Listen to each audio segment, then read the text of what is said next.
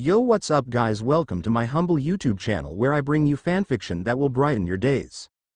Before we start, a subscribe is greatly appreciated, and don't forget to leave a like and ring the bell icon so you won't miss exciting new fanfiction stories.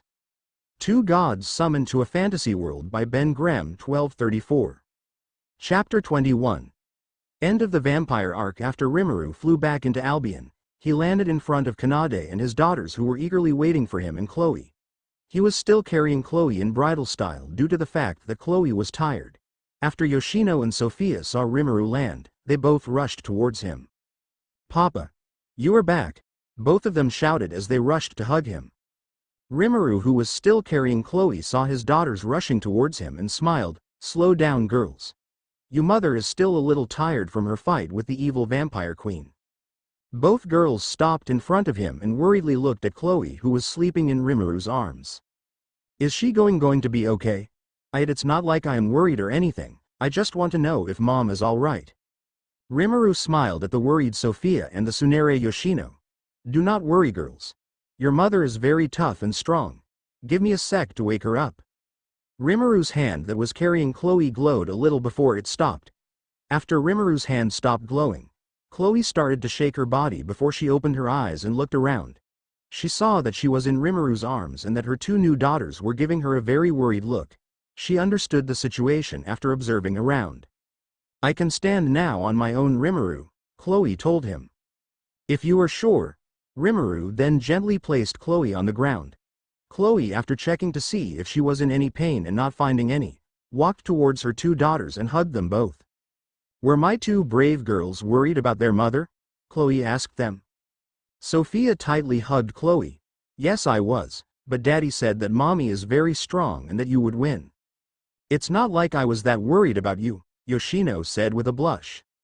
Chloe released them and looked at Yoshino with a mock shock look. "Are you saying that if anything happens to your mommy, you wouldn't care?" Yoshino started to panic. "It's not like TTH that, Mom." She then bowed her head and mumbled something in a small voice. "What was that, honey?" Chloe asked. Her Yoshino face turned red before she shouted, "It's because I believe in you, Mom." Chloe became shocked from what she heard, but she smiled after and hugged the embarrassed Yoshino. "Look at my little Tsunere being honest to me." "Stop hugging me, Mom," Yoshino said in embarrassment, but she didn't try to push Chloe away. "No fair. Hug me too, Mommy." Sophia pouted. Chloe laughed. "How can I forget about my adorable Sophia? Come here, you." She brought her arm and hugged Sophia. The three continued to hug each other for some time. Rimuru smiled as he saw his new family hugging. He turned around and began to walk up to Kanade. Kanade, who was seating at her staff, saw Rimuru coming to her and stood up. "Master, what do we do about the kingdom of Lunor?" Kanade asked Rimuru. "Don't worry too much, Kanade. I've already made plans on how to help both the humans and vampires," Rimuru told her. Kanade became confused. "Forgive me for asking, but what do you mean by help the vampires, Master?" "It's nothing too serious. I just found a way for the vampires and humans to start getting along," Rimuru told her. "I'm also curious to hear this plan of yours, Rimuru," Chloe said as she walked up to Rimuru with Yoshino and Sophia holding both of her hand. "Well, since I'm going to explain this, I might as well explain it to everyone present. Come out now, Hayate," Rimuru shouted. Immediately, a huge cloud of dust rushed to the front of Rimuru. The dust cleared up to reveal Hayate, who ran with all her might as soon as Rimuru called her. She was the only remaining elder vampire left in Albion. She was originally planning to flee with all the commotion that Chloe and Lilith fight brought, but stopped after feeling Rimuru's presence watching her every move, even when the entire world was covered in darkness. She knew that she could never challenge Rimuru, which left her no other choice but to obey and submit. "This little one is not worthy enough to be before you, Your Holiness," Hayate said while bowing down with all her might. Chloe looked at Hayate's reaction before she turned to Rimuru. "Just what did you do to that poor girl, Rimuru?" "Hey, I didn't do anything to her, you know. She is just smart enough to know her place before me. Anyway, back to what we were saying. I said that I have a way for both vampires and humans to stop being enemies with each other." "What do you have in mind, Master?"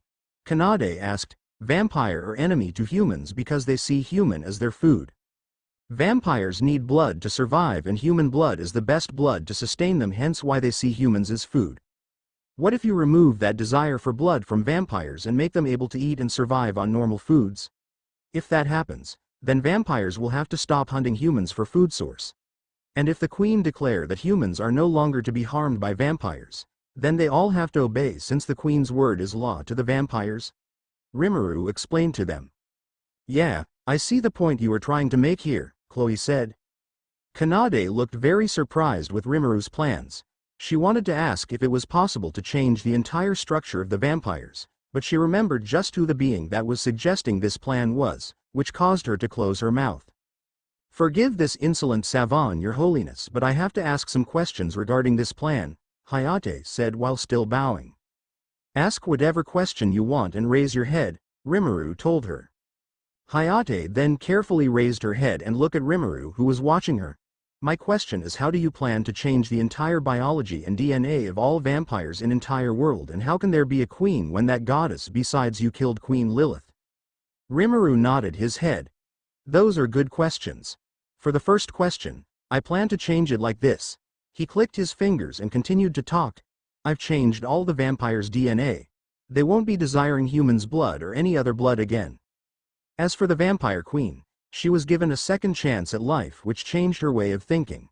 She will take her place as the queen after she returns to the kingdom. Chloe looked satisfied. I had a feeling that Lilith would be coming back. I can see that you have planned for all this, Rimuru. Rimuru scratched his hair in embarrassment. I wouldn't say that I was the one who planned for this, but whatever. Anyway, I will be fixing the vampire's kingdom from all the damage caused by the fight. Hayate, your job will be to bring back all the vampire citizens to the kingdom of Lunor and maintain order until Lilith returns. Hayate nodded her head, but she was still dumbfounded on how easy it was for Rimuru to change the entire cosmology of the vampires. I can feel my desire for blood have vanished. The way he changed it made it seem easy, but what he did is basically recreate the entire vampire. I knew he was a being that should never be messed with, but I didn't know he was omnipotent as well, Hayate thought to herself. Rimuru smiled at Hayate, which caused her to shiver.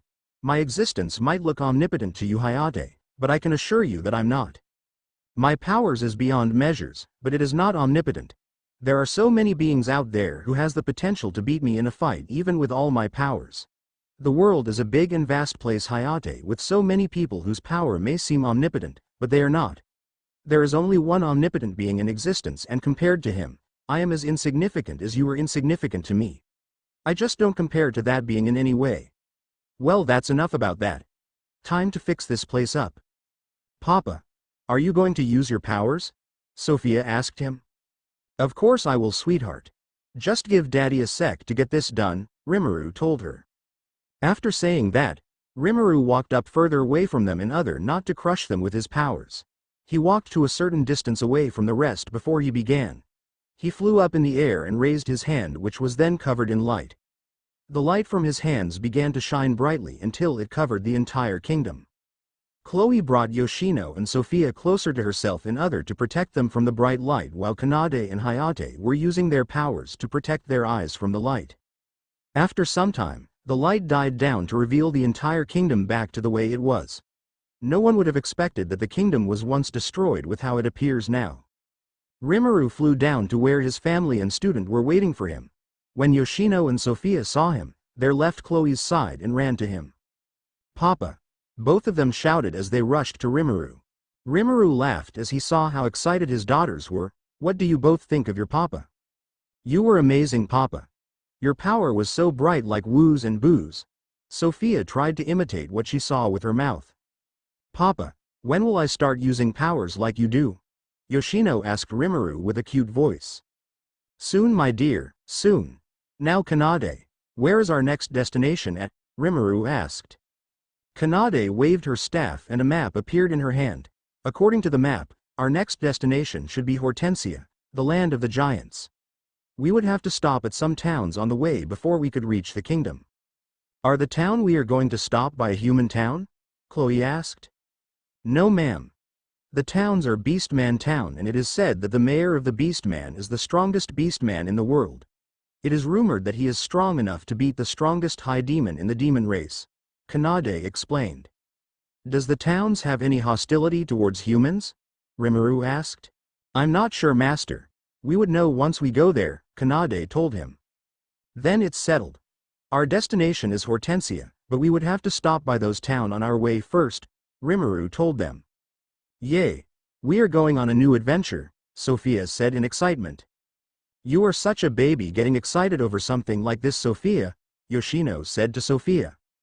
Says the girls who can't hide how happy she is from her face, Kanade said to Yoshino with a smirk. Yoshino became embarrassed and hid her face in Rimuru's clothes, which caused everyone to laugh. Rimuru then turned to Hayate, who was standing behind him. I leave the rest to you, Hayate. Oh, and when Lilith returns, give her this. Rimuru then handed Hayate a red pendant. Hayate looked at the pendant in confusion. Forgive this foolish me for asking your holiness, but what does this do? That will help her to find us. Just give it to her and she would know what to do with it, Rimuru said as he began to leave the kingdom of Lunor with his family and student. Hayate bowed her head to the departing Rimuru, and she kept bowing until Rimuru and the rest were out of sight. After they had left, Hayate let out a huge sigh as she sat on the ground in exhaustion. That was the most terrifying experience of my life. What a monster that being is, and the other goddess was ridiculously powerful. She even managed to beat Queen Lilith, who I thought was unbeatable. I just hope that I will never run into them again, Hayate said as she began to stand to start doing what she was asked to do by Rimuru. Little did she know that she would be meeting Rimuru again very soon, which will be the start of her headache and trauma, but that will be a story for another day.